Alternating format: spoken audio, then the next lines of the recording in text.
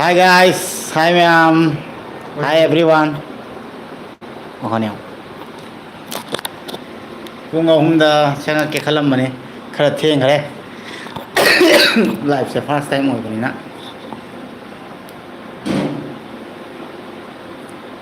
chat kai dok chat kai na me se samalam ma kamai thoi ye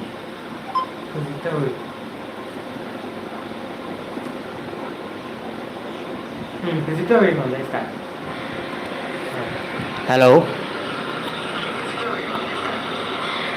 hello hi Ranjita hi hi Chan Binita hi Kekuya hi bro chuna hi to ko na hi no ni jo hi to ko hi kai ma thel cha ra ge khoi nung ni cha dri akhoi jo hom cha bani na ko hi Priya hi Angry boy ভাল তোমার ভাল ন খবর খাতি চাদরি high Santosh Singh high Usha nungsi yamna thank you aibu nungsi bi bagi aku nyam nungsi bai dam kana ke kuya pinky leima hi live ngaram mane bro oh thank you ai live ngai biram bagi MLBB ima kakchingi ima ne MLBB ima ngai miro ai live lak pa nare ha nare lok thong ye na nan dei net chappe ai gira dada gira ai gi di chap ta ba ma le ai gi di net adum phai ye hi herojit laisram hi bro hi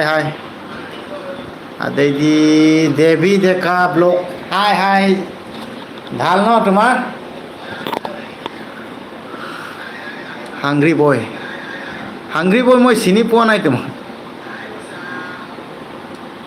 santosh singh hi happy father's day ngasi father's day ki blog same gani adum pic na hai baba mama khoi ge aduga dum heng edit tor hapang mak prank ya Hujui khoi live lo silaga dung adugi sin lang doing hi bunny Biswajit Tongbram hi dara thieng khare aina live se phau lak ta bani na adum khara ju khang da ba adugi khara tamam bai na youtube ti yenga love from Manipur love from Assam dei ju loi nu si hi Danau hi chuna nang hi to gun tang hi ma'am hi ma'am chắc cái sinh channel là bố không? Đây sinh channel là bố. Inau cái live ngay bây giờ qua rồi còn nhảy. As case về mem đi bina. Iche waro bị bây giờ đấy có. Mẹ em là nụ xì vậy nè. Ado ngay bây giờ qua đây khang nhảy chụp pung ông để sang cái tàu giáo thôi. Bây giờ sẽ làm mà coi cái Father's Day bây cái adem pic nó xin cái tàu. Tại nơi này cái làm chụp cái nó. Hai Lokenjit Sapam Yamba. Pada nang chalo ro. Keno do log chuko. Nai nang sa habda. Live ngai ba war ne ai ne. Ai pastel lo. Ipwaga chunda gi live ngai ba. Ngai ram bani. Thank you, nice to meet you. Thank you. Sagol Sem Aruna Devi iche thank you. Nungai die Ananda Liring Jam nungai bro nungai Malem Tungja hi dada hi oh ভালে ভাল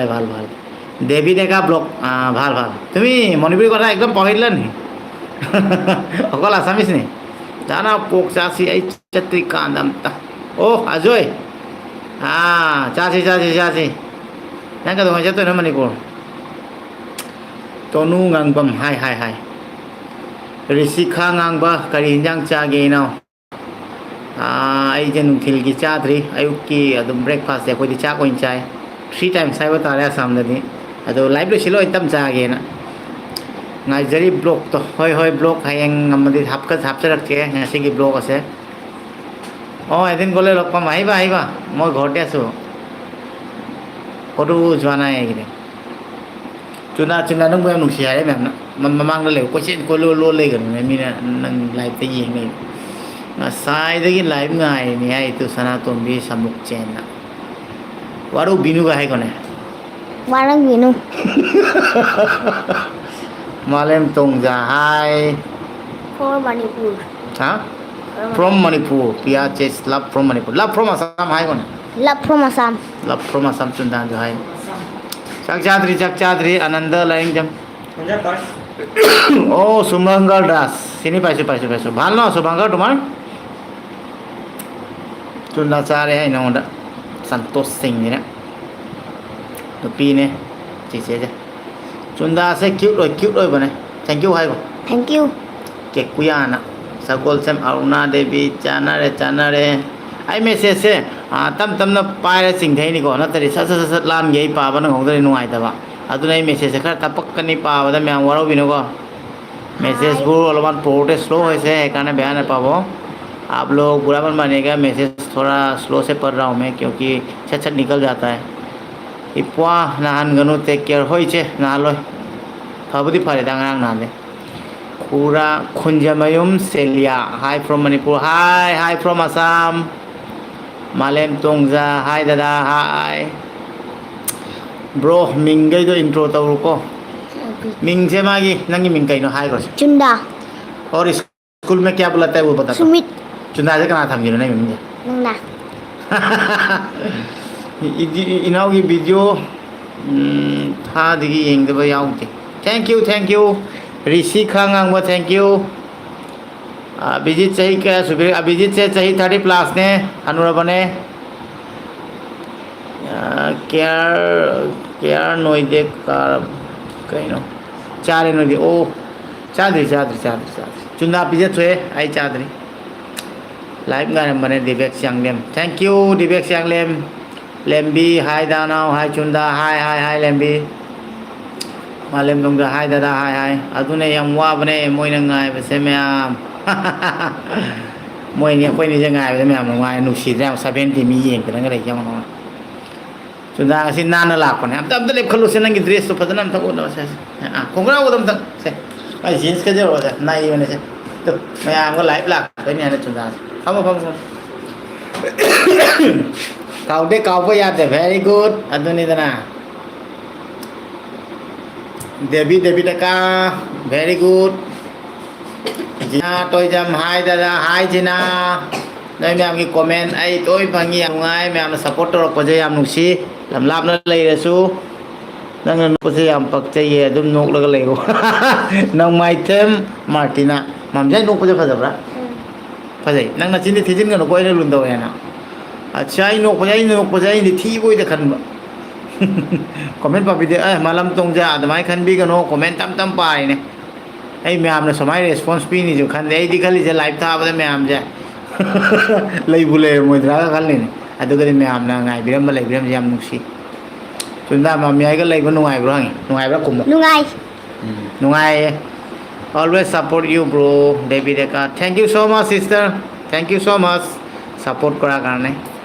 support तो बिबे याम थिने नुसी चन खोइना समाय support तो बिबे चे चुंदा नंगु puppy का पीरे संतोष सिंह है us the याम मन जो I love you चुंदा है I love you चुंदा I love you याम है रोसे I love you Yamba. अस याम बोल निको नंगे चुंदा क्लास क्या कार के है रोसे सीरी नंग कुम 4.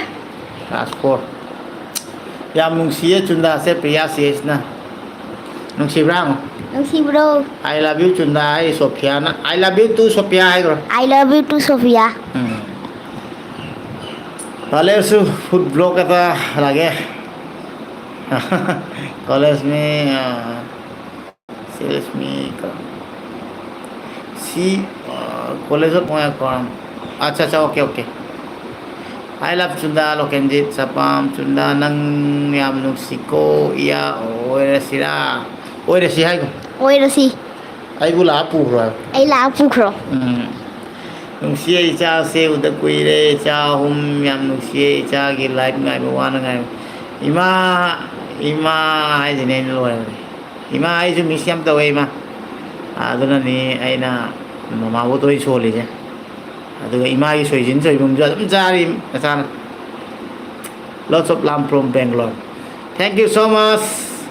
Bangalore coolest but bad boy thank you so much lots of love from Assam also hi Chunda nang maram yam mo ko nung siye ipwa mathang Manipur tholok padadi iche gasu unasiko the babu happy Father's Day hi hoi hi hoi unase iche unase ai Manipur tholok pa kan da myam pa phong na unara da lok kenjit ure da da ki as ya mana bu ure ai gre nang kang ma diam yaw ra jan Mình ngại I love Chunda nang ya phan loi re ai dum thok ai thok ra ga nang nang ngoi channel je singa nang ngoi channel pa je ho ra no no no itu bro live tôi na tau biro ai mi na sanga ta du ai na dum yeng ba ko se ya ai bidi Sunday ji dia dum mi na sanga mani kan mani na du na live tau yeng ge na a comment de khara mana dum hai ge live tau si na Chunda nang hero ma le kai chel na Mrinal Singh, love you too, bro. Omela Islam, hi now, hi. Mrinal Singh je mamang lekai din ya si kaka je. Mrinal kaka nungai bo. Minal ko ka nuai bo. Sibananda ampun mane moy da. Sibananda ju moy da chat pani am lun tau. Wow, Chunda hero am mali hai ke kuya hai jina. Thank you ke kuya ga jin ngone. Thank you ke kuwa. Wow, Chunda nice. Hi Chunda. Hi Chunda hi Bobo hi còn Hai bo bo. Chunda xem nung si bane Chunda se Manipur khong chat to na hong dre mathang da di una siko inau ri si khangang bo hoi ai una gani mathang da chapa da su hanak su chapa je ai na yaw sam mamang de chapa je tha ni lei ba du phau una ba su loi loi nai de yam nung si bile yam nungai yam harau Santosh Singh fajaina fajai thank you Sagol Sem Aruna Devi Chunda nang na mamyai bu kaw kanu yam nungai bani angang ga loina bado nungai yam na khani chaw de khani ne kaw khani adam cha mai sai lam ye tho ga khani bu kaw man Chunda hero mali ko ai nang hero mali ai ga le ko dina to jam na baby welcome namaskar au jing nong ta nong ni ta de phen ma kha ga le ye aduna sa bani na ko omjak na baduna pen je humba mai pai ne ai ma kon je seng de dum comment tau biro ko ai na ta de bhamen da bro mai pa ko hoi ichan ko jage debi de kai chan na ai bo bor bi bere yam nu si debi de kai chan gi ju channel ma sa ma le ja bane ado mark se ichan ne akoi gi asam gi adu mark na akoi gi asamis ta yom pan ja bane yam nu si na phajana hapchara ko ne mai blog to yam support tau bio Chunda se har ga to khare na baby bang thing MD Surfras bro gidi full support thank you so much bro Rishi Khangang live se khar toina tausi ko hoi tausi o mayam na bu nung si hai di dum mayam na bu tausi dum tau dro bane mayam gi dam tan ni ge na channel hang ngang se yam nung si bane chan Devi Deka keno gi ne koi gi yum mana ki dada sing yang ang ne ma je ai ha na khong sok ni nya ga yam loina ram de pm mi ba ai khong so la ma tung na ma je adai gi khang na ba ne adai di dum mai ga nap padam lai ra PUBG ga happy ni thoi na ma sana na ba PUBG sana ba pam ra ba school le lak ko chila to Chunda Manipur la Chunda je Manipur poro kan ni baby wa kong them sai na poro kan ado ai na ming palak pada waro bi khot pa tau bi gano ko ai ha bi kana na ai onde halli hande kaim khangre comment je dum pa ba ming je palam ma ga de nu ai na ba dum banjar pani Chunda se yeng ba che ge tawram mane loi tumning ba pha phado kre che yam nuai che ne sama ai bi lak pa je che tumning ba pha kre ai ko mem ai video yeng ma ta ge handak week sida sa tau ma le oh adoi di inau azoi nang chatri ngai de inau azoi je phojing ni ko ma khoi sai de koi balak pa chatri mang da unau ro ga no inau nuri bro all the bless nungai bro all the best in your life thank you so much Senjam Yuzila thank you so much Sarjulai Sangtem YouTube ki simbol thare sidi khang je ko bro ki video se yeng ba yam nungai thank you so much Celia Kunjamayum Celia thank you so much ꯁꯒꯣꯜꯁꯦꯝ Aruna Devi next ꯂꯥꯛꯄꯗ ꯆꯨꯟꯗꯥꯁꯦ ꯌꯥꯎꯍꯜꯂꯛꯑꯣ ꯏꯆꯦ ꯍꯣꯏꯒ ꯎꯅꯁꯤ ꯁꯣꯏꯗꯅ ꯄꯨꯔꯛꯀꯦ ꯑꯩ ꯆꯨꯟꯗꯥꯁꯦ ꯈꯤꯇꯪꯒ ꯆꯥꯎꯔꯗꯤ ꯐꯕꯅꯦ ꯑꯗꯣ ꯃꯣꯏ ꯕꯕꯥ ꯑꯩꯈꯣꯏꯗ ꯍꯥꯏꯔꯒ ꯑꯗꯨꯝ ꯑꯩ ꯃꯅꯤꯄꯨꯔꯗ ꯀꯣꯏꯔꯛꯄ ꯀꯥꯟꯗ ꯄꯨꯔꯛꯀꯦꯗꯤ ꯈꯜꯂꯤ ꯑꯗꯨꯅꯦ ꯗꯗꯥꯅ ꯂꯣꯏ ꯋꯥꯍꯜꯂꯕꯅꯤ ꯃꯌꯥꯝꯁꯦ ꯉꯥꯎꯍꯜꯂꯦ ꯀꯔꯤꯝ ꯉꯥꯎꯗꯦꯀꯣ ꯃꯌꯥꯝꯅ ꯑꯩ ꯈꯪꯉꯦ ꯑꯩꯁꯦ ꯐꯤꯕꯝ ꯆꯥꯗꯕꯗꯨꯒ ꯃꯌꯥꯝꯅ ꯅꯨꯡꯁꯤꯕꯤꯕꯅꯦ ꯑꯗꯨꯒ ꯁꯞꯄꯣꯔꯠ ꯇꯧꯕꯤꯕꯅꯦ ꯑꯩꯁꯨ ꯈꯪꯉꯦ ꯑꯗꯨꯅ ꯑꯩꯁꯨ ꯅꯨꯡꯁꯤ ꯑꯗꯣ ꯑꯩ ꯋꯥꯍꯟꯕꯒꯤ ꯀꯔꯤꯝꯇ ꯏꯇꯤꯛ ꯂꯩꯖꯗꯦ ꯍꯥ ꯍꯥ ꯍꯥ ꯍꯥꯏꯔꯤꯀꯦ ꯀꯨꯌꯥꯝ ꯏꯆꯦ ꯑꯩꯒꯤ ꯅꯨꯡꯁꯤꯔꯕ ꯏꯌꯥꯝꯕ love from Hojai Assam Dipak Singha thank you so much Dipak Singha ꯍꯣꯖꯥꯏꯗꯁꯨ ꯃꯩꯇꯩ ꯌꯥꯝ ꯇꯥꯕꯅꯤ ꯑꯗꯣ ꯂꯣꯏ ꯏꯆꯤꯜ ꯏꯅꯥꯎ ꯉꯥꯛꯇꯅꯤ ꯅꯨꯡꯁꯤ lots of love from Sibsagar Assam ꯃꯅꯨꯡꯗꯁꯨ ꯅꯨꯡꯁꯤꯕ ꯌꯦꯟꯅꯔꯁꯤ ꯁꯤꯜꯆꯔ ꯍꯣꯖꯥꯏ ꯂꯣꯏ ꯅꯨꯡꯁꯤ ꯃꯃꯥꯁꯨ ꯕ꯭ꯔꯣꯒꯤ ꯚꯤꯗꯤꯑꯣꯁꯦ ꯑꯗꯨꯝ ꯚꯤꯗꯤꯑꯣ ꯑꯁꯨꯝ ꯌꯦꯡꯉꯦ ꯍꯥꯏꯕ ꯑꯣ ꯃꯃꯥꯕꯨ ꯊꯦꯡꯛ ꯌꯨ ꯍꯥꯏꯕꯤꯌꯨꯀꯣ ꯑꯩꯒꯤ ꯚꯤꯗꯤꯑꯣ ꯌꯦꯡꯕꯤꯕꯩ ꯇꯄꯁꯤꯅꯤ ꯏꯃꯥꯅꯤꯁꯤꯗꯤ ꯏꯃꯥ ꯇꯄꯁꯤꯅꯤꯅꯤ ꯍꯥꯏ ꯆꯨꯟꯗꯥ ꯌꯥꯝ ꯀꯦꯔꯦꯀꯣ ꯆꯨꯟꯗꯥ ꯀꯦꯔꯦ ꯍꯥꯏ ꯆꯨꯟꯗꯥ ꯅꯪ ꯀꯦꯔꯦ ꯈꯤꯇꯪ ꯃꯈꯥ ꯆꯤꯡꯊꯒꯦꯀꯣ ꯅꯪ ꯐꯖꯅ ꯎꯅꯕ ꯆꯨꯟꯗꯥꯁꯦ ꯐꯖꯅ ꯎꯅꯕ ꯑꯩ ꯈꯤꯇꯪ ꯃꯈꯥ ꯆꯤꯡꯊꯒꯦ ꯁꯝꯖꯦꯠꯀ ꯄꯥꯏ ꯂꯩ ꯍꯧꯖꯤꯛ ꯎꯔꯝꯃꯅꯤ ꯃꯃꯥꯌꯥꯏꯁꯨ ꯀ꯭ꯌꯨꯠ ꯑꯣꯏ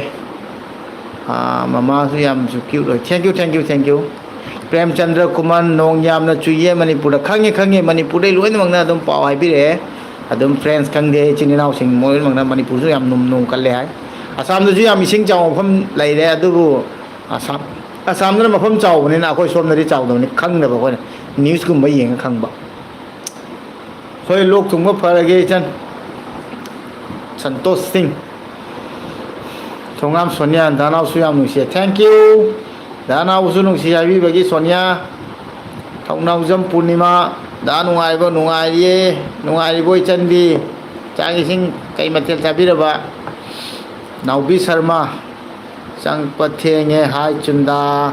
ꯍꯥꯏꯕꯁꯦ ꯅꯥꯎꯕꯤ ꯁꯔꯃꯥꯁꯦ ꯍꯥꯏ ꯅꯥꯎꯕꯤꯒ ꯇꯧꯁꯤꯟꯕꯅꯦ ꯍꯥꯏ ꯅꯥꯎꯕꯤ ꯑꯗꯨꯒ ꯏꯌꯥꯝꯕ ꯊꯦꯡꯛ ꯌꯨ ꯂꯥꯏꯚ ꯊꯥꯔꯛꯄꯩ ꯅꯪ ꯌꯥꯝꯅ ꯍꯥꯏꯕꯩ ꯇꯧꯔꯛꯏꯅꯦ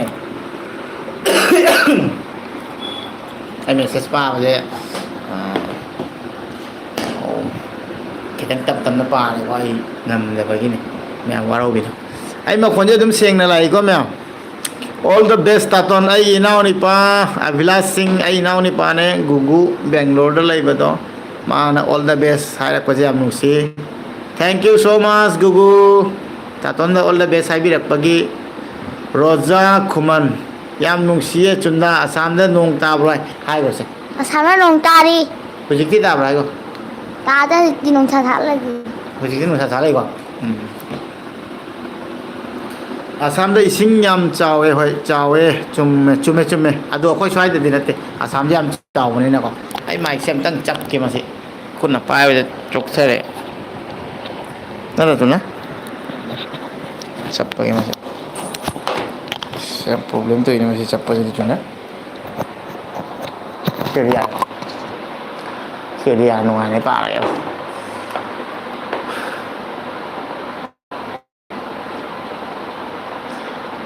ꯄ꯭ꯔꯦꯝꯂꯇꯥ ꯈꯦꯇ꯭ꯔꯤ ꯑꯩꯒꯤ ꯏꯅꯥꯎ ꯆꯨꯟꯗꯥ ꯍꯥꯏ ꯇꯣꯝꯕꯤꯁꯅꯥ ꯌꯦꯝꯕꯦꯝ ꯍꯥꯏ ꯆꯨꯟꯗꯥ ꯍꯥꯏ ꯇꯧꯈꯣ ꯑꯩ ꯍꯥꯏꯔ ꯆꯠꯀꯦ ꯍꯥꯏ ꯆꯨꯟꯗꯥ ꯌꯥꯝ ꯀꯦꯊꯩꯀꯣ ꯈꯣꯝꯒ ꯍꯥꯠꯂꯒ ꯁꯝꯖꯦꯠꯀ ꯍꯥꯠꯂ ꯅꯩꯔꯕꯅꯤ ꯆꯨꯟꯗꯥ ꯌꯦꯡꯈꯣꯝ ꯕꯤꯖꯌꯥ ꯑꯩꯒꯤ ꯏꯆꯟꯅꯦ ꯀꯛꯆꯤꯡꯗꯒꯤ ꯍꯟꯗꯛ ꯆꯠꯄꯗ ꯊꯦꯡꯅꯕ ꯏꯆꯟꯗꯨꯅꯦ ꯏꯆꯟ ꯅꯪ ꯆꯥꯛ ꯏꯁꯤꯡ ꯆꯥꯔꯕꯣ ꯎꯠꯇꯝꯖꯤꯠ ꯑꯁ ꯍꯥꯏ ꯗꯥꯅꯥꯎ ꯍꯥꯏ ꯎꯠꯇꯝꯖꯤꯠ ꯍꯥꯏ ꯕ꯭ꯔꯣ ꯏꯅꯥꯎ ꯅꯨꯄꯥ ꯅꯨꯡꯉꯥꯏꯔꯤꯕ ꯅꯪꯕꯣ ꯅꯨꯡꯁꯤꯔꯕ ꯏꯅꯥꯎꯅꯤ ꯑꯩꯈꯣꯏ ꯌꯨꯝ ꯃꯅꯥꯛꯀꯤ ꯑꯩꯈꯣꯏ ꯈꯨꯟ ꯂꯩꯀꯥꯏꯒꯤ ꯏꯆꯤꯟ ꯏꯅꯥꯎ ꯐꯥꯎꯗ ꯂꯥꯏꯚꯇ ꯌꯥꯎꯕꯤꯔꯛꯑꯦ ꯌꯥꯝ ꯅꯨꯡꯁꯤꯕ ꯌꯦꯡꯅꯤꯡꯕꯤꯕ ꯈꯨꯟꯗ ꯑꯩꯗꯤ ꯑꯗꯨꯝ ꯇꯣꯏꯅ ꯎꯕꯤꯔꯤꯅꯤ ꯑꯗꯨ ꯑꯣꯏꯔꯁꯨ ꯑꯗꯨꯝ ꯂꯥꯏꯚꯇ ꯌꯦꯡꯕꯤꯔꯛꯄꯁꯦ ꯌꯥꯝ ꯅꯨꯡꯁꯤ ꯏꯆꯤꯟ ꯏꯅꯥꯎꯅ ꯁꯨꯃꯥꯏꯅ ꯁꯞꯄꯣꯔꯠ ꯇꯧꯔꯛꯄꯁꯦ ꯃꯤꯁꯇꯔ ꯆꯨꯟꯗꯥ ꯅꯪ ꯃꯩ ꯇꯥꯔꯦ ꯍꯥꯏ ꯊꯦꯡꯛ ꯌꯨ ꯍꯥꯏꯀꯣ ꯊꯦꯡꯛ ꯌꯨ ꯇꯣꯝꯕꯤ ꯑꯅꯥꯜ ꯊꯥꯒꯠꯆꯔꯤ ꯏꯄ꯭ꯋꯥ ꯅꯆꯦꯒꯤ ꯀꯣꯃꯦꯟ ꯄꯥꯕꯤꯔꯛꯄꯒꯤ ꯂꯞ ꯐ꯭ꯔꯣꯝ ꯃꯅꯤꯄꯨꯔ ꯆꯠꯅꯤ ꯀꯩꯗꯧꯕꯩ ꯄꯥꯔꯣꯏꯗꯣꯏꯅꯣ ꯏꯆꯦ ꯂꯣꯏꯅꯃꯛꯀꯤ ꯀꯣꯃꯦꯟ ꯄꯥꯗꯣꯏꯅꯤ ꯇꯞ ꯄꯥꯏꯅꯤ ꯑꯗꯨꯅ ꯖꯔ ꯄꯤꯁꯤꯜꯂꯛꯑꯕꯅꯤꯅ ꯄꯥꯕ ꯉꯝꯗ꯭ꯔꯦ ꯑꯩꯗꯤ ꯈꯪꯗꯦ ꯁꯤꯛꯌꯥꯝ ꯔꯦꯁꯄꯣꯟꯁ ꯄꯤꯔꯛꯀꯅꯤ ꯍꯥꯏꯅ ꯃꯌꯥꯝꯅ ꯑꯗꯨꯝ ꯔꯦꯁꯄꯣꯟꯁ ꯄꯤꯕꯤꯔꯛꯄꯅꯤꯅ ꯅꯨꯡꯉꯥꯏ Hi Chunda hai go. Hi Chunda hai go. Hi go. Samananda. Hi Samananda. Hi Samananda. Mamya gi video amada sam paikhat ki bado. Adu ai yam nokning hujik sune si pen je asi makha chala de pai khani koi pai khani. Magi mayam do sanan mini ko hujik dana. Irai le magi maya do pori ro. Nade mai je chiman je si tappa gi do. Asi ai seman gani kona kadai da chala han goina adu do phajana confirm tora mon baba mama baba pura ka mai si je yenghan ge khal le chu. Chawra di phajaro da.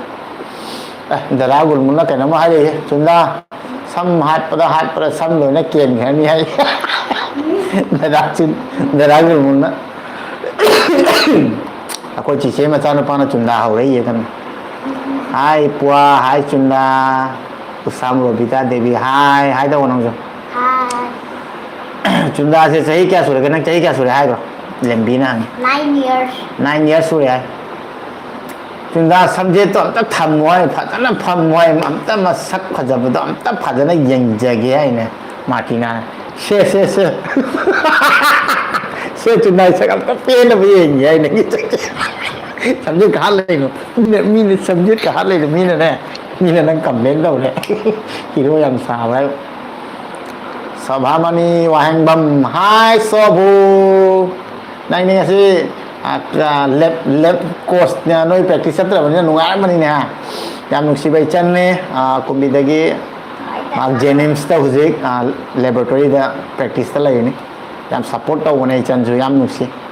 thank you ai live cha changbirak pagi chunda lao yani picture da pakang pass ye chunda nang lo la ge ya de nang bu ne moi gi ne jum dim nang bu damat se ma ge dora nang lu hong han lan ye inau sar james na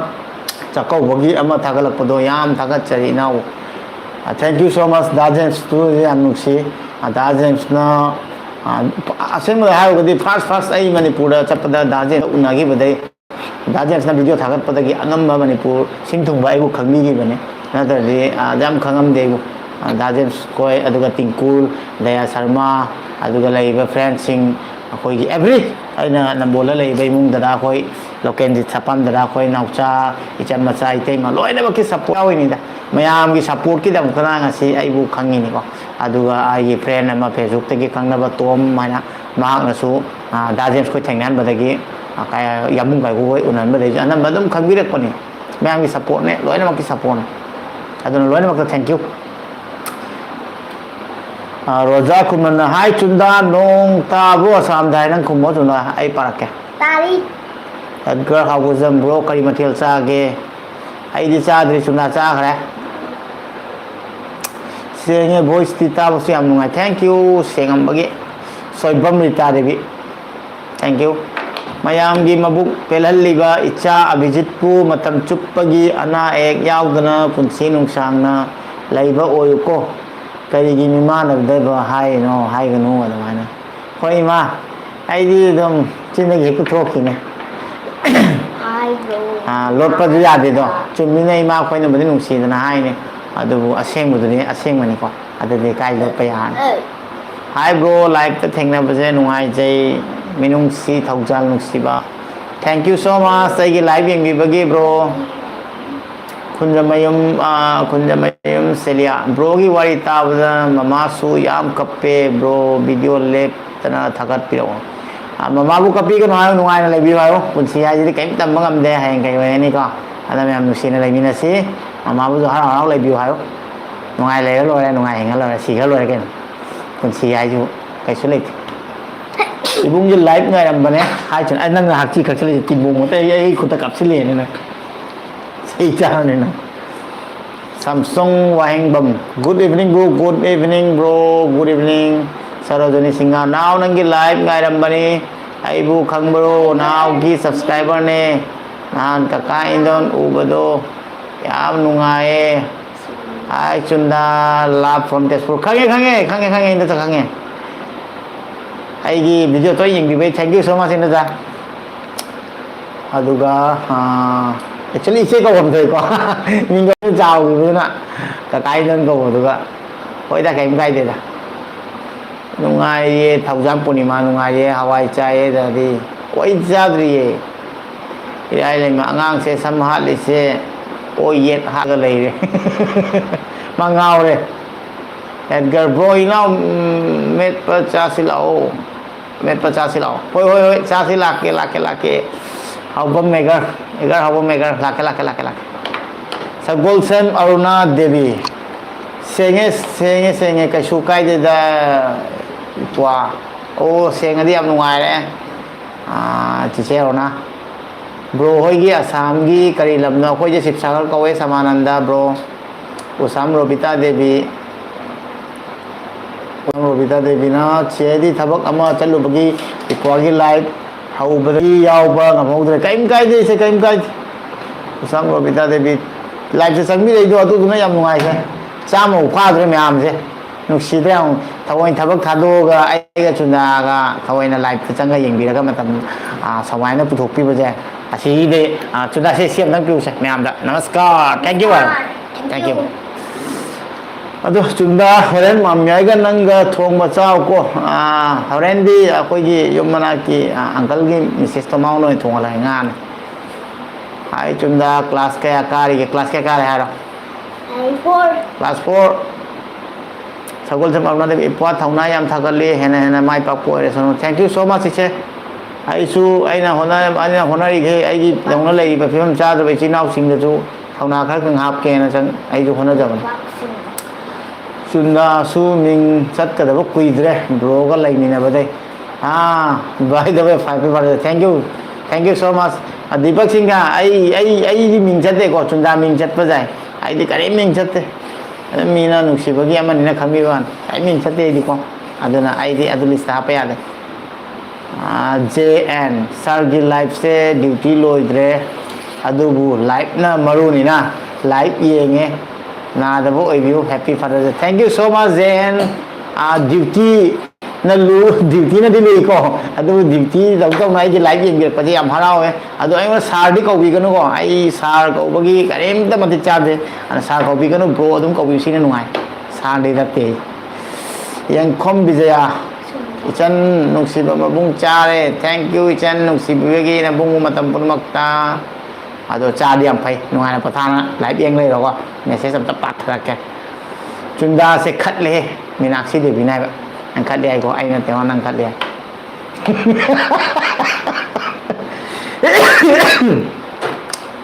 MD ꯅꯖꯤꯃꯨদ্ꯗꯤꯟ friend ꯅꯨꯡꯉꯥꯏꯔꯤꯕ꯭ꯔꯣ ꯅꯨꯡꯉꯥꯏꯔꯤ ꯐ꯭ꯔꯦꯟꯗꯤ ꯅꯨꯡꯉꯥꯏꯕꯤꯔꯤꯀꯣ केस Avinash Singh hi bro hi bro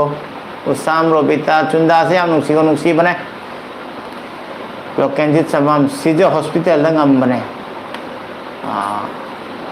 कहीं सीजे hospital ले है सीजे hospital बने याम भाप तादरे याम नुसीए चुंदा आई मणिपुर दगी नंबोल दगी अच्छा नंबोल दगी रोइसे आई जो नंबोल ले लेमिने आनक चलमिनो नंबोल केनो खाजी नमाना काय हाय ब्रो करी इंजांग चारे आई चाक चारे आई लाइव लोसिला चाक चादोइने आयु किबुदि चाखरे अखोदि 3 टाइम्स ताई अदुम खरा यामदि चादबा हाय ब्रो हाय ब्रो हुजि करी लमदा लेबिगे इसा युमदा लई आसामदा चुना नंग फुनिंग यारे को मी यामना को चिचे म फुनिंग यारे चिचेना मणिपुरदा पुरा ओ इप्वा चुंदा दो सिजेदा तौर से चिंबाल ओ अच्छा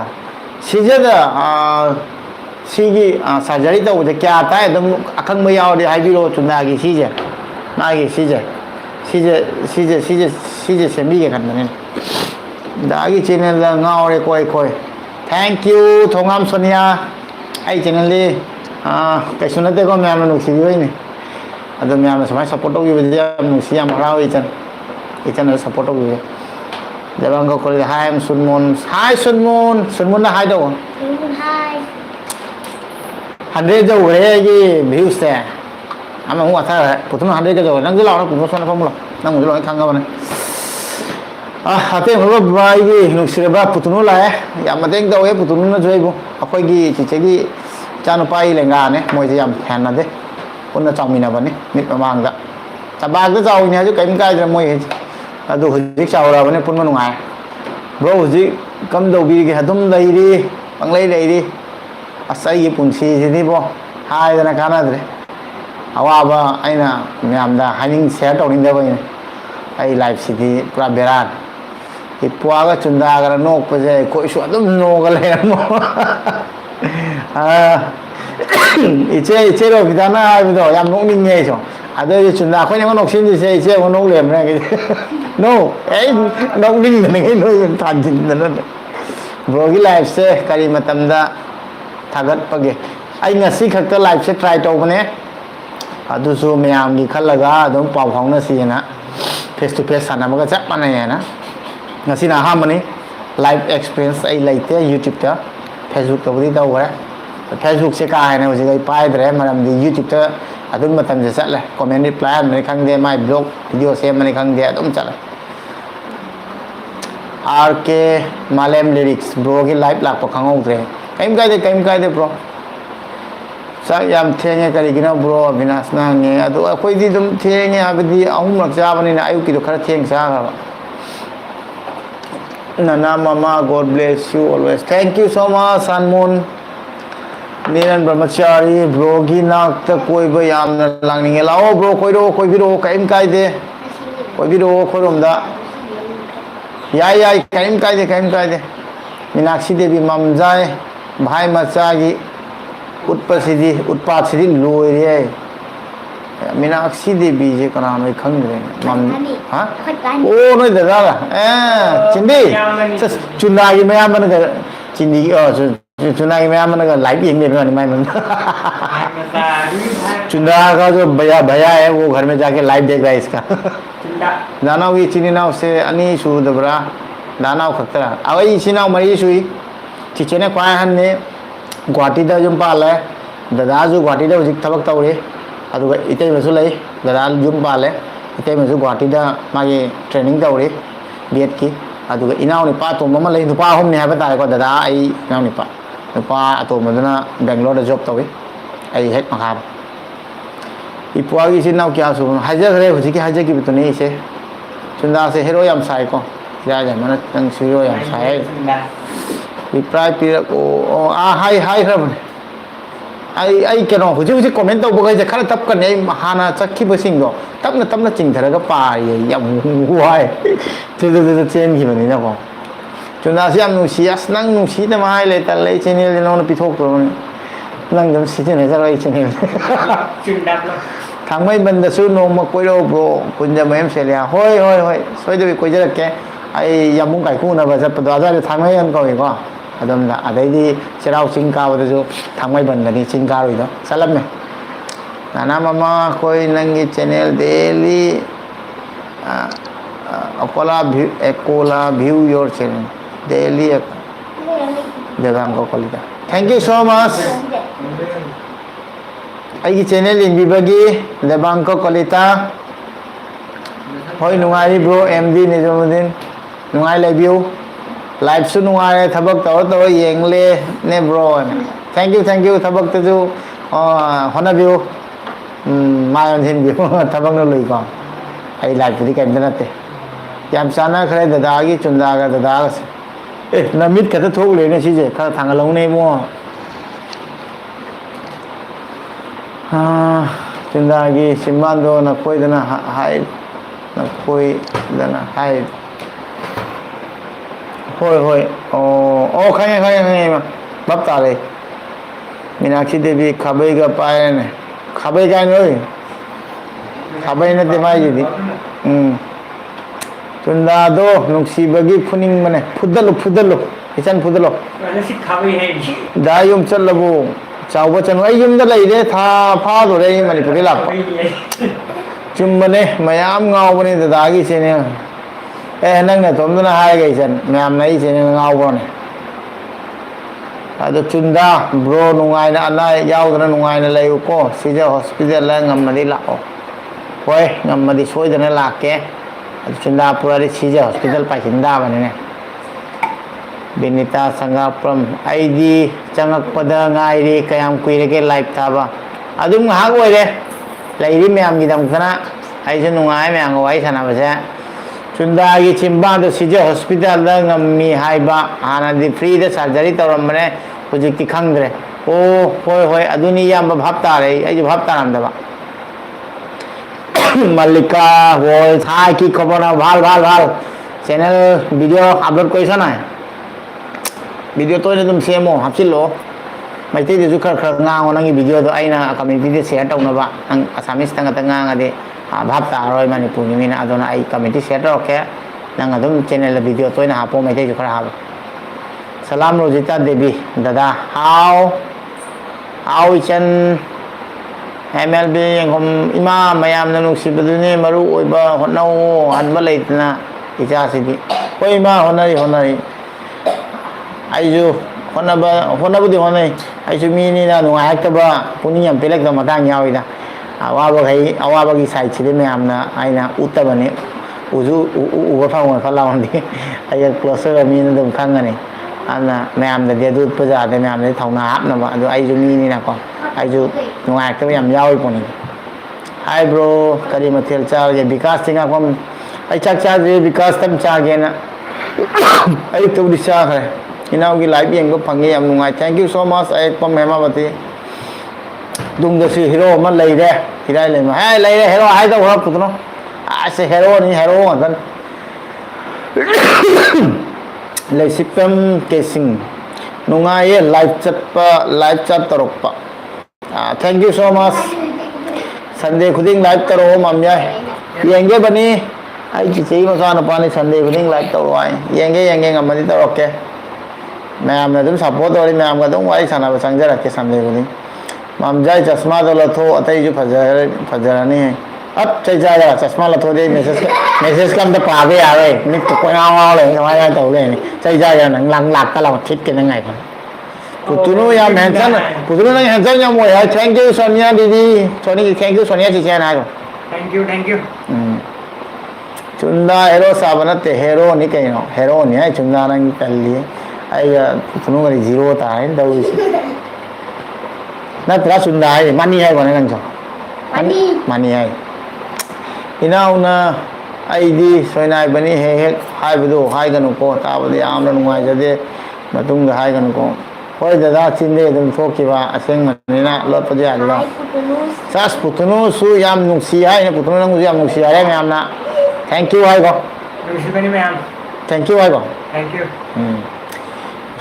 usam ro pita de bina chunda se matong manana lamhe re lamhe no khoe na ma yo langan na ka su mu ne ko sam mu phoi go ma ya da thak to ai lun ta mon na ki ra man anjali phijam chanu kunja mem se liana brogi live yaw ba se am nu si thank you ya chuna ye se si de hospital da ya pu bi ro iche su angam ma mateng bang je ke chuna se am sa chuna na ni mateng ma lo mi thwe he yam nu si iche asini laisram ai manipur chunda bu hek pura thokla ri si hospital da dum pusilane aduga dum pau khongna ha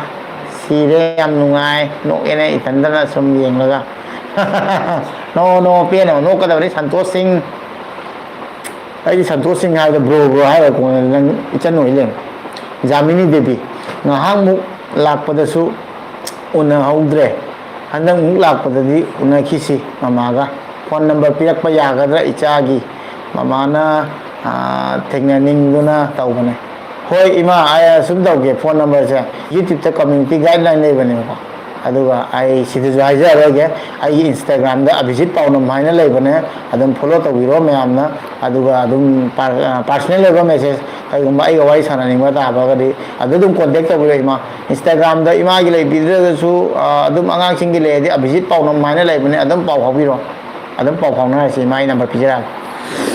chuna gi samje to manipur da la ada puro asi samje chro ai sum puro chale ai gi ne si mai gi na ti ka ai de mai na ti si ai gi ne ai samje kha pai gan bu ga ina adum samje thi na ba bro gi khucham se yam na sunung si niran brahmachari mayam bro gi tum gi punchi da mai pa ko do oi bo ore sana isor gi thaujal lagi thank you so much bro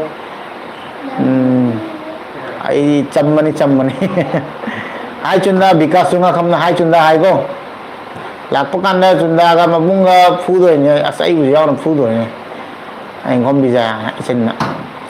ibung gi live thaba khangong dre ai ne ibung gi live thaba khangong dre em chan na khangong dre bo kaim kai je changa ji di husi ibung ngasai dei thabak chalu bagi live hau ba dei yeng ba ngam hau dre hai chunda sangida ning thogam na hai chunda nang hai do ko to sonda ka ku dulu ga noi ngau sin le no sonda mi live ta mi yeng e je ngo to si 106 7 mi ne yeng e je no sidrang ha ang ngi dam ka matam bu thoga mi ne yeng ja chunda manipur lao ai de khoi de lai si ko chunda ai khoi de nang as chunda nang ai ga chal ai ga lai phangaro Yan lai chalo mi chala re kariye nate ichen ne masak phasa ba lai hai chunda nang khangnan me ne heroine ma lai hai ne nang hagulu ne hagulu thom be kai lo heroine ha bre lot kai phagi to ni ne la sa to lo kha kha ni na nang nu si na yam ta yo do ô hoi iche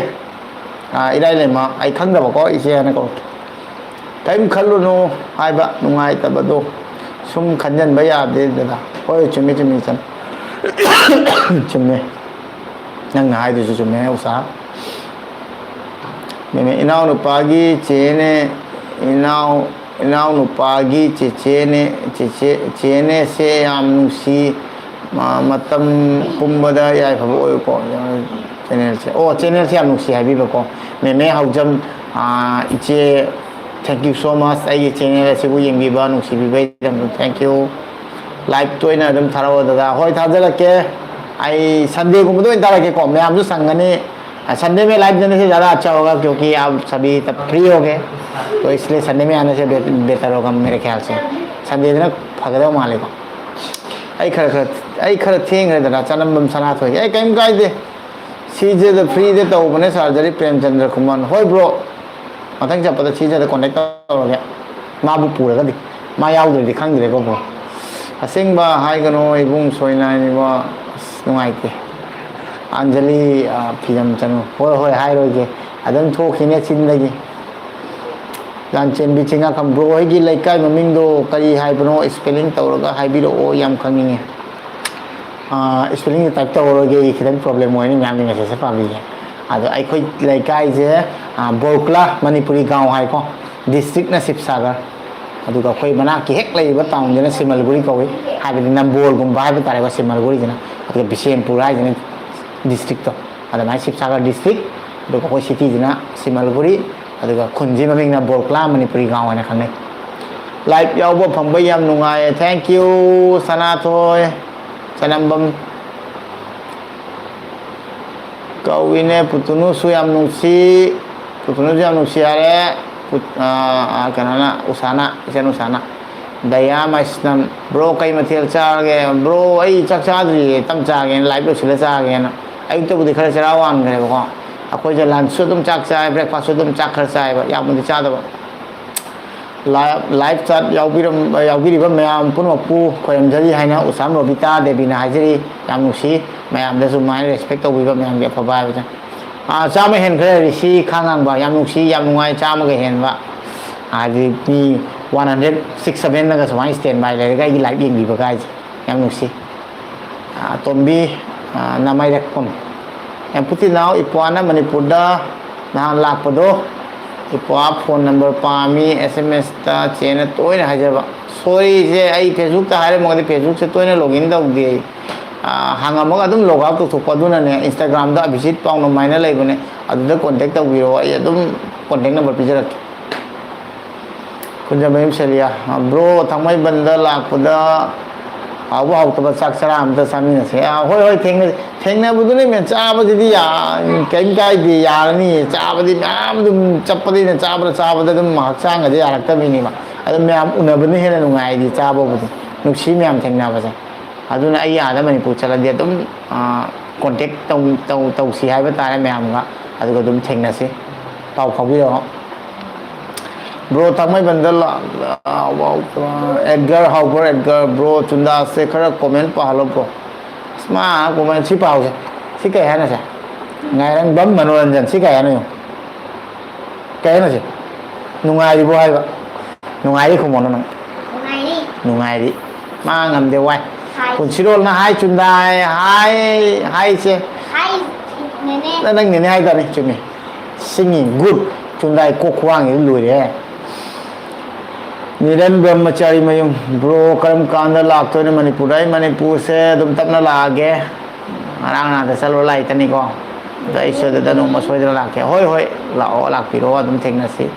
bro ge number pa me bro ge number je sida de pi roi ge Instagram da contact tau biro abhijit pau na maina lai bane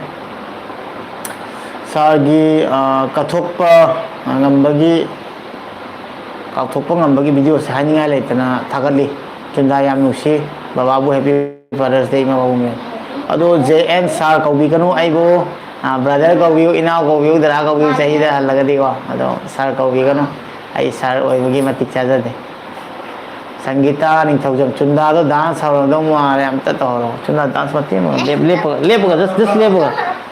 oi chi keno gi nga ko ko me mai comment nga tang thak pa ba tham ge na ta dei comment pa ya dum ja nang gi yama sau ki se do le ma nang ngang khana mo sau ki se Arabic ki do adu kena khajul le mo chi tang nam nungai no nam comment nga tang ngai kho ai am tang pa ja ke ko ai chunda je khetang thak me am gi entertain oi na ba ai keno ma to la ke do Mangau thiba chunda nu siko ai nangu bro siam chamme bro gi video punmang lep mana yang jai comment supi bane thank you so much Anju ai di am chamme hai bagi thank you yam harawe chamme hai bai yam chamme di askai kari bule na ina cham pung du karim du le tana bro Manipur la lakani dada nungai go Rosna luang di Chen Rosna nungai di Chen di kam do bi ge Abhijit Samlang se ngasi su pai ngasi sam ai samje ne som sai da hala kana ko straight oye som sai da na khoi ba ai samje bera ne som da hala ga ko straight oye kini ba da mi ngo ba na lo na ai samje som da hala de ko se khoi oye ba ko pura bera ne jadu se straight ta ni ko adu ga som da hala kana ne som da hala kana ne adum khoi ga ni ba adu do khoi jara adu do chudare do ko na ten nang san ge ko san di yau da haglu mati ma haglu kita kan come on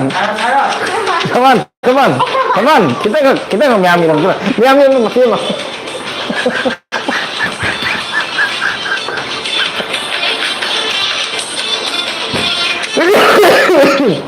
lao pamo lao ya le cho loi lao lao no parasi no ta video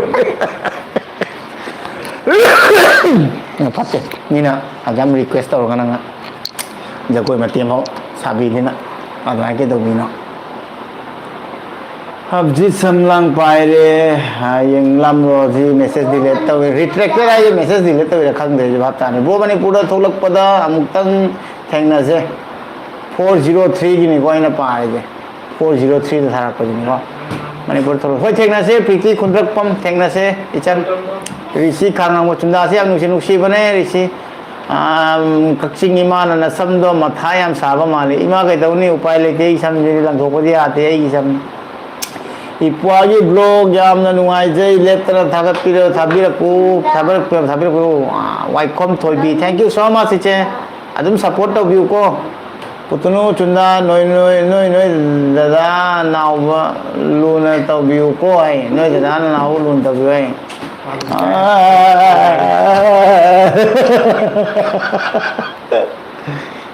Jeku Light Manipur hi ado putunu di class kya tamge putunu hai ba class 10 ka re matang dadi ima khoi da lai ga da ba hoi ima lai gani loina mak lai gani adum laina ba ima na bhan sin bi ro adum la kan adum lai la loi gani thank you bro nungai bada amasung mai pa ko do view matam purmak Edgar Haubum Edgar thank you so much bro bro na ai gi namta wish to be better thank you happy Father's Day baba amta hai view daga baba da hoi hai ge chan soi na hai Sayananda memory bro nungai bro ngasi di kari mathel chak cha dre bro live lo raga sa rage Niran Brahmachari Mayum Naugi Baba Mama Su Nanga Chap Manai Loinimak Chamba Male Mama Baba Seva Padana Tabiuko Nusida Amna Hoy Niran Brahmachari Mayum Chume Chamedu Aina Sevaje Ai Si Tadok Toki Badagi Aina Yamna Mapum Hana Tawangam Drive Taleko Ado Kong Upki Bakan Nadi Adam Angabadum Taway Mating Taway Mama Chunda Ngayeng ba nang loi na fa chunda ga yeng ba na ba ko loi na fa re asyam phara bani na ba phara ga di akoi yeng biraga yam nungai le Sagol Sem Aruna Devi ipwa gi da ma akoi full support mayam su like su khara tamina si mayam su like su khara tamina thank you so much iche mayam na bu duk si bi di dum like taw biram ga ni dum ya nu si bi di khang de ko nu si bi di dum like taw biram ga ni dai che ado iche ne mayam da ma happy bhai thank you Yam Nusi Aduga Niran Brahmachari Membro Gym Sanadra Bo Hojik Kanse Ai Gym Je Sanade Ai Gym Chate Ko Ai Sigi Kaji Dum Sanai Ko Adum Ai share to Kane Ai Ge Workout To Bodo Aduga Ai Dong Na Lei Ba Phigam Cha Da Ba Aduga Gym Je Sum Lei Ga Ju Adum Hakchang Je Khara Body Je Shaming Ba Khot Pa Lei Ga Ju Ai Adum Lok Ta Pakke Adu Workout Sing To Dum Follow Ta Biu Adum Hakchang Pharakani Gym Chat Pa Tai Ba Kai Mai Lei Da Sanaba Hai Loi Dadai Sam Se Nong Ni Asno Ni Hai Sam Dam Siang Gi Ai Sam Je Som Da Hal Ga Ni Oi Dram Ya Suda Si Chong Si Do Chong Ni Kai To Ni No Hu Ni No Si De Chong Si De Pham Mo Ai Tong Da Me Se Pa Ba Si Do Nang Gi Pa Hu Ja Da Wow Chunda Jagoi Si Ni Nai Re Ai Nang Gi Jak Mate Mo Ho Ma Le Sam Lo Bi Ta Na Lok To Yam Ngai Thre Da Wa Ni Cawan pras to cawan pras ai na di ne parani da ngarang na nei lo ko ko ni sunda ikai thigali do hero ma lage kai gino kai no me ai sopyana nang hero ma le ai na me am tal le yu tho ta khai ai ta khara ke nang tau ya ho Niran Brahmachari ngam thuna bro gi video thagat pire u ko kuina lai daga thagalak pa ngai bi am no wa Ado toina nukti ki thagala di view suwale me amri yeningak ta ma le na video je nukti ki thagat paja aduna tal mane ai so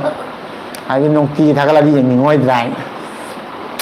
kunja mem se lia dana nuai layu ana yaw dana hoi chan bro nuai ba video thagat lagu ko hoi thagat charake sundar naupi Kunja Mayam Selia Wakal Nungai Da Wakal Gano Hoi Like Tha Ba Se Khangau Da Jujujo Khangau Da Ba Phung Ma Mana Ko Chang Re Mo Like Tha Ai Na 1 hour Pha Gi Lak Ta Ado Kai Kai De Lom Da Do Su Chang Bi Le thank you Sunday Khudum Mi Dum Like Se Thara Ke Khale Chun La Moi Ni Khat Pa Lo Kai No Du Do Na Kunja Ma Ba Ne Se Pwa Gi Hak Chang Ge Pambom Oi Ko Mane Oi Ne Akoi Ahum Mari Chala Bazar To Ne Thursday dum macha na celebrate to go baba hi Navasati hi bro Navasati le tok mong punya mani dane visit thank you dala dukan da lagi bro kasih bandra na traga bye bye tawragino macha ima thabak tawrage ko hoi ima chapiro Workout to be thagat piro hoi thagalakke ko in thagalakkani yam bai nak to ina lai sira khal me ga lap me ga hoi lao ko ro ke na siba lao na nang phang lao ne sira ga ro phang na ka ro manam ne no sira lo ai na ne ba siba na la manam di lo pa khang ga sang pa de ko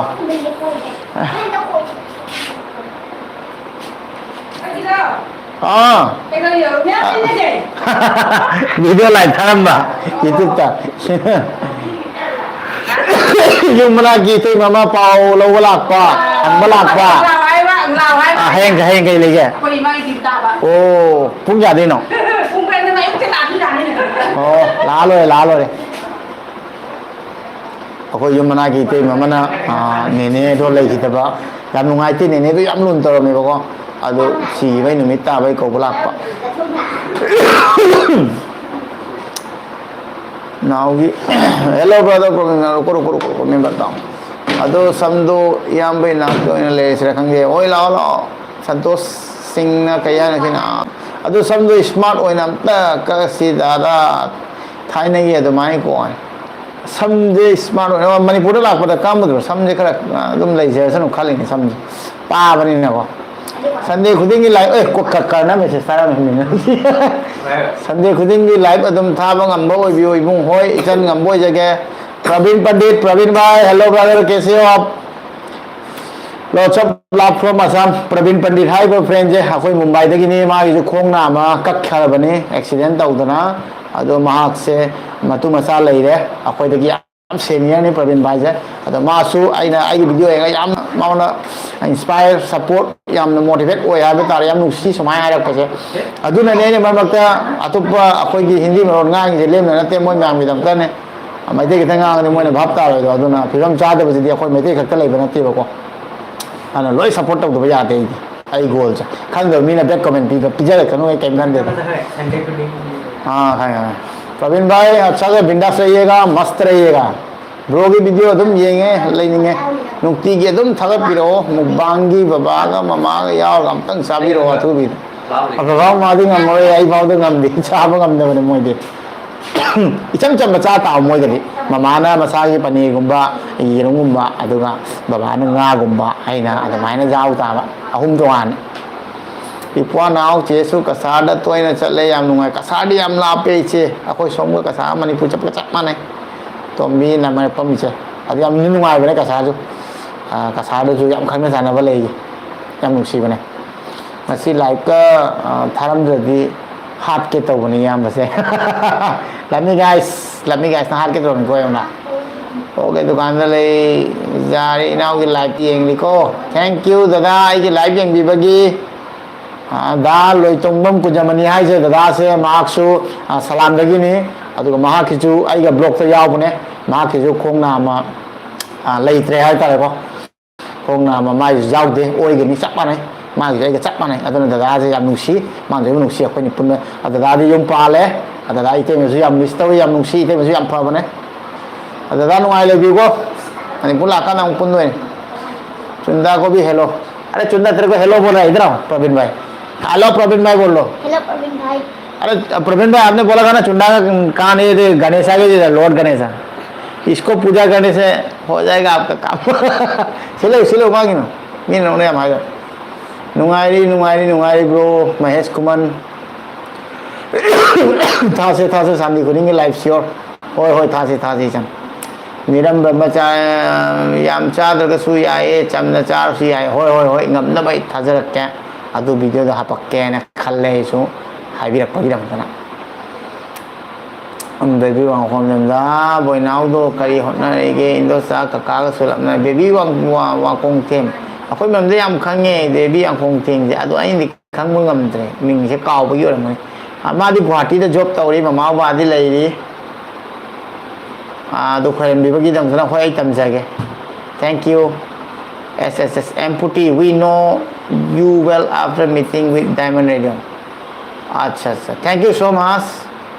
for your love and support keep supporting me thank you SSS Sujata Thongjam थबक चलू आई भक्ता दे थबक चलू आई से सुजता bye अमन next video दा मुक थेंगना से section like view होय thank you या I now मिलन शर्मा दादा नंग दोबा लाइके हंदक्ति करम कांद तागे नारंदो बाबा ओ नारंदो बाबा जे सोम अखोई सोम ददी तौदबनिना खंगे कसार होजाय रोम तोरमने खंगे ब्रो हाय ब्रो नुंगाई बो माई पांग ना नुंगाई ब्रो निशान कैसाम ऐसी आमगी लाइव येंगे को कमेंट्स पिदरे सो थैंक यू ब्रो ना कावाई द पमजबा मथेल से कइनो फाइदे पमजबा निरन आई खाई पमजबा दिदी म्याम ना नुंगाई रोइदा आई दि पोक याम पामे अदो हवाई दना मुसुर हवाई nga sangang moda madu yam पामे अदुगा अखोई की हिंजांग वेजिटेबल ना सेबो तम तौबा जिकाय रिच गोट हाय बदो अदुदि यम पाम इपो नाउगी लमसे कसार ओइरबोय खल्लुरे खदवाय दिनो कसार जे अखोई याम लापने मणिपुर चबो जामा ना जे कन कायदे आसाम दि याम चावमने ना अखोई की जेने शिवसागर अखोई प्रॉपर आसाम मनुंग न्याय तारे अपर आसाम अदुगा सिलचर ना अदुम जिरिबा मनाक तारे कसार गाय जिबि बॉर्डर नि मणिपुर की इनाउ गिलम से anybody from your village coming to see Mumbai call me मैं घर देता हूँ wow thank you so much bro आइए brother से आइए खंगना वो प्रवीण भाई से मुंबई दे निको अना मणिपुर की मीना मुंबई चटपटा आदि इंस्टा कांटेक्ट तौबिरो अदुगा आइए ब्रदर सिना मणिपुर मी लाप कांदा माना लेबगी हॉस्पिटैलिटी ऑफर तौगनी है याम नुक्सिबा वफमनि से मैम ने जो मतेंग होगनी मुंबई चलगदी आई दिंग से चत्रे प्रवीण भाई बहुत बड़ी बात बोल दी आपने मैं भी मणिपुरी लैंग्वेज में वही बता रहा था कि सभी को अगर आप लोग मणिपुर से मुंबई जाते हैं तो मुझे कांटेक्ट कीजिए और प्रवीण भाई आपको रहने के लिए 2-3 दिन के लिए हॉस्पिटलिटी का मतलब सुविधा देगा तो उसी को मैं बता रहा था thank you so much bro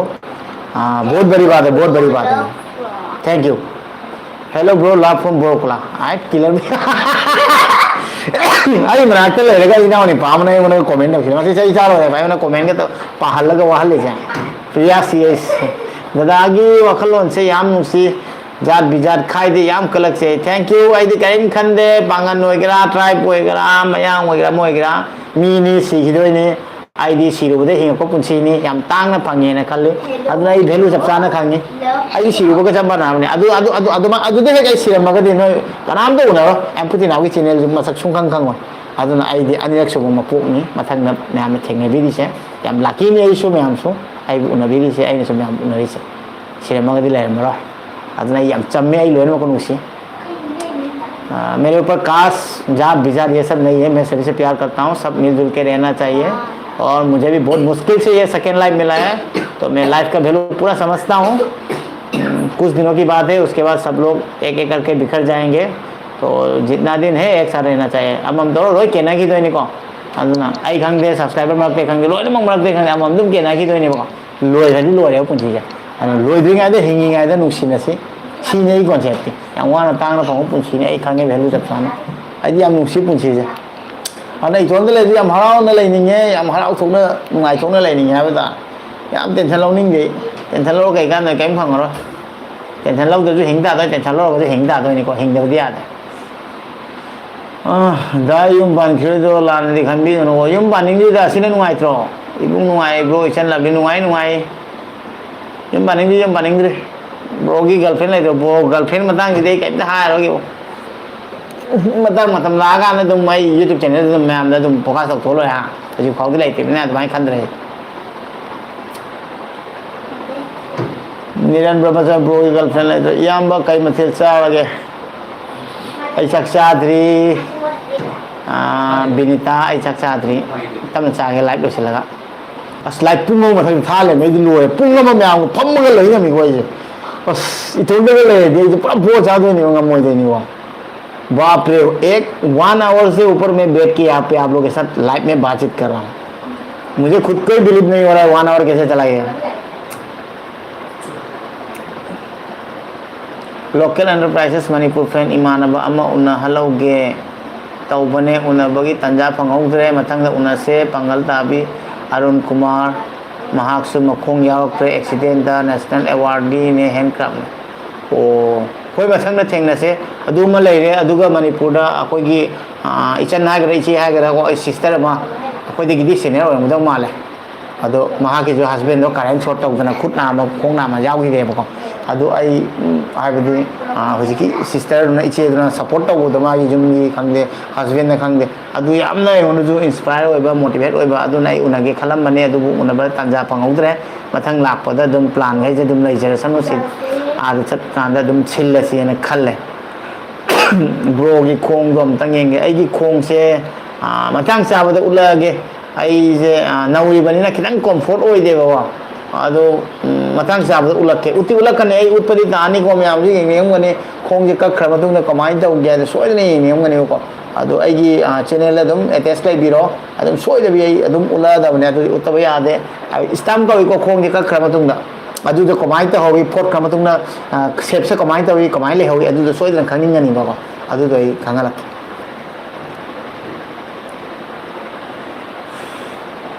याम नुंगाई मुंबई चानुपा लेबनिना था अनी खक गाई सोय हाइजेगे प्रवीण भाई होय होय होय होय कईम खनबिगनो इचे अदम इमा इमा अदम हाइबिरो अदुगा प्रवीण भाई का कांटेक्ट तौबीगे अदम कांटेक्ट तौनरगा अदम नोंनिनी स्टे तौबैदि प्रवीण भाई ना अदम पीबीगनी हाय याम नुंगाय वारी ने से मतेंग होइदोने अखोय मैतै सिंगदो सिने सकमाय खंगना भाई जे प्रवीण भाई जे ना जस्ट यूट्यूब दे खंगना खक्तने क्याम नुंसिद्रा मैम अदुनने अखोय करिमता इसागी मफल रुन नैसिन लेरगा अदु इसागी मथक्तदा अदुमाय खन लेबसे यादेबो मैम को पुलई गे अखोय दा कानाबा लाक्तोयनी अदुगा खुद लाक्तोयनी हाबे दारे को Manipur ngakta natabani subscriber sing haigadabane language khudimak khangnaba chumi chan thank you chan baja na nabung support obirakpagi chunda se am nungsi chunda nang yam nungsi ai ko dibek changlem na nong thongbom nokcha bro ai di nangi video toine yenge nungai yam thakalo we support you thank you so much bro for your love and support nokcha sagol sab aruna devi Praveen insta कमाई ले इपुआ अमुक्ता हाइबिरो प्रवीण भाई आपका Instagram में मतलब नाम कैसा है आप मुझे यहाँ पे मैसेज करके डाल दीजिए तो नहीं तो व्हाट्सएप पे स्क्रीनशॉट लगा दीजिए तो अदो अरुणा इचे ख्वाई सुनसोय सोयदबा थबक अमा तौबिरो अभिजित पाउनम आइयोंदा ओना कांटेक्ट तौबिरो को इचेना अदुगो दम आई प्रवीण भाई की कांटेक्ट के दे लोय डिटेल्स पिबिरक नब कुमार नावरेन ब्रो ताब्रो ताई ताई ताई ब्रो हाइबिरो नारायणदो बाबा की हैकत लैकत तंब वांसी नुमित्ता बनी थैंक यू तो मी नायरेक पंपम ओ अखोयने खंगदबो को नारायणदा की तो अदुना नारायणदो की तो ब्रो से वारम मनी लाइक तौबदा होय वारे लोसिलनी मैम की तंगरा ngakdang वाबजु कइम कायदे 104 people ले बसे मैम जे तसेंगना नुसी आगी लाइक येंबिरे बसे 104 people जो मेरा लाइव देख रहे हैं मुझे बहुत अच्छा लग रहा है मैं आप लोगों को बता नहीं सकता कैसा फीलिंग हो रहा है तो इसलिए मुझे 1 आवर समय मतलब मैं बिता रहा हूँ लाइव में तब भी मुझे थकान महसूस नहीं हो रहा है क्योंकि आप सभी के प्यार की वजह से मैं नुसीबे मैं जो वाद रही मेरे को नतरी वाद रहे साने लाइव से लोसिलगा हम हौद्रो बने को आइगी ब्लॉग मते मते खरा नम्मने बा कोई नसी इचम जम ब्लॉग नि को अदम तोयने यमले ने तलक होय आइ मरम दि बाबा ममा खोय गेजे दम नम दोइने ngasi फादर्स डे नि बाबा दं nga खरा पुरे अदु दो तौरगा कोई चामिन दोइने बता नों सुद्रो बबुंग एकोय सुफम लगा ब्रो से वारी माने एकोय सुफम लगा ले बनी वादे wow thank you so much इचे अरुणा यंगिबगी नानाव नों सुद्रो बबुंग चुदे इचन चुदे अखोय हुजि चुदे नि को आई ताई चुरमे हुजि चुदे सिदि फेंगी मकोन नि को मकोन दारामनि My son on pass 12 exam. Wow. Congratulations Praveen भाई पार्टी देना पड़ेगा गूगल पे में सेंड करो मुझे मजाक कर रहा हूँ प्रवीण भाई को चिकिप मरुप से आई होने मुझे मथक ने मागी मचान ऊपर 12 पास तौरे है फजना को अदुगी कांग्रेचुलेट तौबा मुंबई दगिनी आई खोंगे एक्सीडेंट होइबदा कक्पा तागिबा ब्रो नब कुमार नाव इपो नाव सिबगी वासी पुंसे लोइसिको ऐसु बामा लेत्रे नहा की लेरी अदुना वखल हंथाबिगनो थैंक यू अदुना चुमी याम फजो वफमनी इचे तोमिना हाइबिरिसे अदुना लेलिंगाइदा ममा बाबू लुन तौबियो लेखिद्रा मतुंगा लखा कपसु हलकदब लेत्रे जब आपके पास मॉम डैड है तब आप लोग प्यार कीजिएगा जाने के बाद रोने से कोई फायदा नहीं तो जितना दिन है बस प्यार से रहिए और बहुत सारा प्यार दीजिए याम लुन तौबियो ममा बाबू हाई वीडियो हुजुक लाइक तो 104 यंगिरि गेजे हाबदी लेखिद्रा मतुंगा कपदि कै कांदे को कपदि काना हुजुक लेइ काना नुसिबि मन ख्वाइ फराबन दाना मथंग मणिपुर लादी चाक चामिनासिको दादा यूट्यूब ता हापलोय मिलन शर्मा टेंशन लौगी लौनु नंगी थौनाबु थागतचरी थैंक यू सो मच इचे सरोजनी सिंघा इचे थैंक यू इबुंग चंदादो याम नुसिबने चुंदाने को इचन लबलीना नंग जे याम नुसि हाय थैंक यू हाय को नंग मांग नंग सिलो नंग चई जा नंग सिलो सिदे ले लो चई जा ने Thank you. सिले आई कमेंट पर सिले लेंगे टेंशन लो नंगी थाना ओके थैंक यू वेलकम इचे औना नव कुमार नील ब्रो नंग मोबाइल लेजेंड साना दे पबजी दी पामी चाचा तो का नुंगा ना इनाव निपा गुगु अदुगा दादा इसिने ना हम अदुगा इमानबा नत्र इनाव निपा मगदम सने को पबजी से याम नुक्सी थैंक यू लिंचों है भी साइकोम नुक्सी भी बेदंग है कुजम बेबीचा नमस्कार น้องทมบำนาซาบรมณีปุระหลักว่ามีอำนาจไงเย่อาสยามนุ่งชีสมัยตาวายามเอ็กไซเต็ดวยมณีปุระเฮนกันสักนิดเนี่ยแต่เจ้าการนั้นต้ององเทงเลยฮันเดชับประกาศนะจุกมณีปุระธานีเลยจะโน้มเขาคิดดูว่าแต่อดูเขาจะมีวาระบีแบบไม่เอาอีเนี่ยดูวาระบีกันนู้ไอ้เนี่ยลอยน้ำกบพัดตกงำเดมาทันจับปันตะสวยกันนะกบพัดตกจากแกลอยน้ำปุ่นมีนะสิเห็นมีมาใครดินไหนละมาสิน้องนุ่งสินะนะไอ้จีน่าปุ่นละไม่อำนาจสิละมา Hello let me turn RK hello Santosh Singh Sidra ngasi gidi loire Sidra tengi loidna out of su nuai tre mathang amuk tawse hoi yam nuai te kanglei pak na yai fare Premras kanglei cha blog Nabakumar Naurem yam nuai te mabung ya do machal mateng pang bala ke comment pa kombin tasing ngam dia Thank you Chan mateng mang mi hai bagi hai chunda hai bro ibung yam nong si wakan wakan hoi thank you so much let me turn RK nabung mu support to bi bai chunda se lam yam hen mane usa hi bro hi ngam pamai Nabakumar Naurem PUBG yes yam nungai bro ki video se adoi di ai masi matang se video se lo shinjarage ma'am aduga mathangni live ta aduga hayangi blog ta mu hapkat na mu hana jarage mobile legend sana de bro दागी channel से येंगबदगी पुंसीजे हिंगदौ माले नसल लाइबक थीबा माने time खनबी गनो लाइबक थीबा जे नंग नदि आइने याम थिने हेलमदोइने जन आइने याम थिने परमदोइने अदुना आइगिने हेलिने अदु आइ फाउदे हिंगी को नंग जे हिंगदाबने अना वखन वाइ लाइबियो लोइना हरा हरा लाइमिनसी अदुगा असी हारेगा लाइब से लोइसेलागे ए सुना नंग सिरा आईदी ngasai kai khangौद्रे आइसु खरा चिल्ले ngasidi kari mathil chagi pau ai chak chagi se live tu loi dore chen changai je ai nga video hapchiram mane ngasi pungong ne ja kan ngange pua father blog father ki blog de ngasi bye bye dara bye silo chuna lei de sai kitang cha thok ke aduga kutung jula sibanam jula kurasi madang jeni bye bye tawage bye bye tak silage ai video lo silaga naam de thank you dang namaskar dang sida aduga ai ni Fathers Day ki blog te yaw no ba ai gi inaw ni pa sibananda jo lakte sibananda da hai to lakke sibananda hai to biu ai aduga kutunu akhoi mari na ni ngasi blog se Fathers Day ki tawdoi ja aduga mathangi blog tam thena si abi de hayeng na hang chikap chara ge edit lo raga aduga live sina Sunday da adum lakpa ngam ra yeng ge अदो आइगी हुजी viewers याव ma'am से लोइनमक अना यावीदबा नुंगाई लेबीबा आज का video में फिलहाल इतने में समाप्त करता हूँ और फादर्स डे का ब्लॉग थोड़ा मैं लूँगा आज वीडियो तो उसी को मैं कल या परसों डाल दूँगा अपलोड कर दूँगा तो इसी तरह सपोर्ट कीजिएगा और आप लोग भी सब अच्छे से रहिएगा जितना भी व्यूअर्स देख रहा है सबका फैमिली घर में सबका मतलब अच्छा हो खुश रहे बस यही दुआ है मेरा तो आज का वीडियो इतने में समाप्त करता हूँ और चैनल पे नए हैं तो लाइक सब्सक्राइब जरूर कीजिएगा चैनल जाना कोई भी करे लाइक सब्सक्राइब तो व्यू तो मैं हम बाय तो रखे बाय बाय ऐसे लगा तो ना चुनने से